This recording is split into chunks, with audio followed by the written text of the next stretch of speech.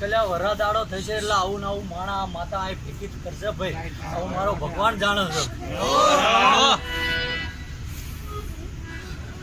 અલ્યા રેણી કેણી નો રામ શું ભાઈ માતા હસી રહી છે. જો હું કદાચ વિક્રમસિંહ નો દીકરો એવું ભાળતો છું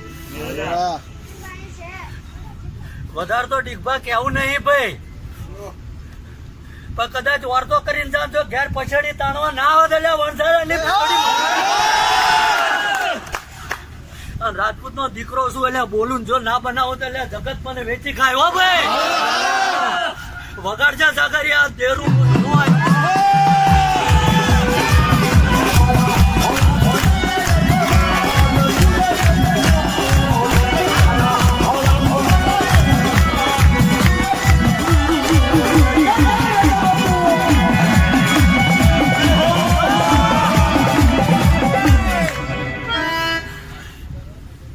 વધામ નવે ના કરું હાથે ના કરું ડીગભા 5 બનાવું.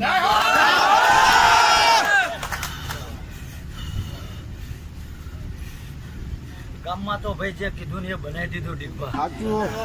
પાંચ કોક મહેમાન ને વચન આલવા જવું છે ભાઈ.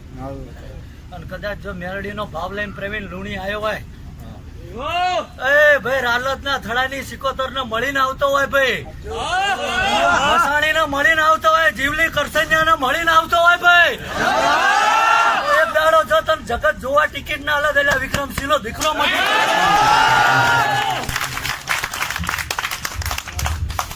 આ કીધા એ થડા હાચા હોય તો બોલજે ભાઈ. મસાણી ખરી ને ભાઈ જીવલી કરસનિયા મહારાજ ખરો ભાઈ. રાલત ના થડા ની સિકોતરે ખરી ભાઈ.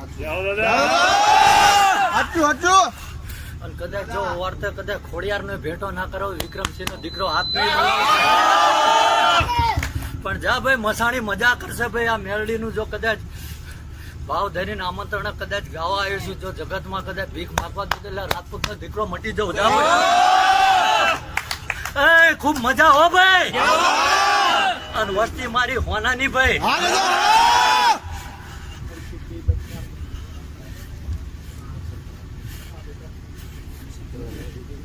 જગત ના ડીગભા આખા હીરા મોતી ના કદાચ થાળ જતા રે ભાઈ.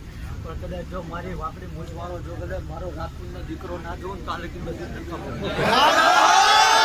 ખુબ મજા આવ્યું ભાઈ. જગત માં કોઈનું કશું લેવા આવ્યો નહીં ભાઈ.